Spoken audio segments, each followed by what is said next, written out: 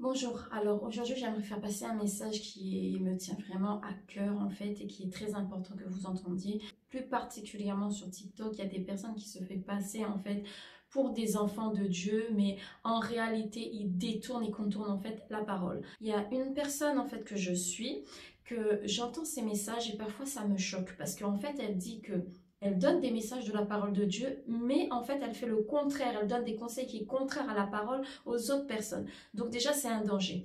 Par exemple, elle dit, dans ce monde, c'est vrai que le monde aujourd'hui où on vit est très difficile, c'est vrai, je l'avoue.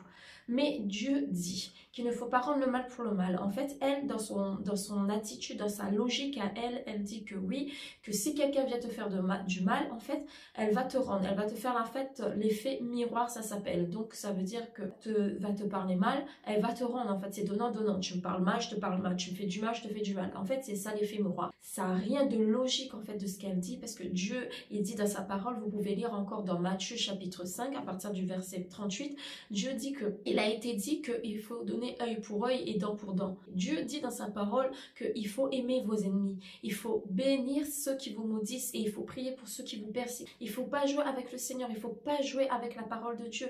Dieu aussi a dit qu'il faut que tu aimes en fait ton ennemi, tu dois l'aimer en fait comme toi. Je sais que c'est pas facile dans ce monde que nous vivons actuellement d'aimer en fait son propre ennemi, mais on ne joue pas avec Dieu. Et si nous réfléchissons un peu, Dieu dit à un moment donné que comment peux-tu dire que tu aimes Dieu, que tu ne vois pas, et haïr ton frère alors que tu le vois? Il n'y a pas de logique à ça. Tu dis prétendre aimer Dieu. Tu sais que Dieu, en fait, il est omniscient, omnipotent, omniprésent.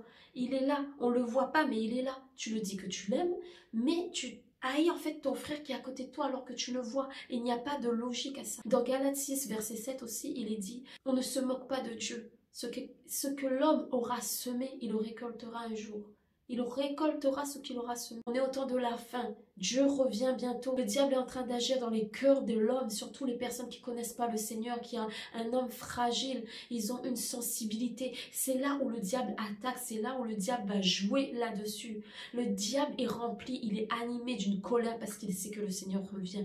Je ne cesse de vous le dire. Je sais qu'il y a un Dieu tout-puissant parce que j'ai vécu des choses, j'ai vu des choses et je ne peux pas vous mentir en me présentant devant vous en disant que Dieu n'existe pas. Le diable aussi, il existe, mais il faut faire attention, il ne faut pas donner en fait une importance, il ne faut pas donner le pouvoir au diable, parce que seul Dieu détient, le Tout-Puissant détient le pouvoir de tout faire, car c'est le Dieu de l'impossible. Tout ce qui nous est impossible à l'homme, tout est possible à notre Seigneur Jésus-Christ. Alors viens à lui, ne tarde pas avant qu'il soit trop tard. À bientôt et soyez bénis.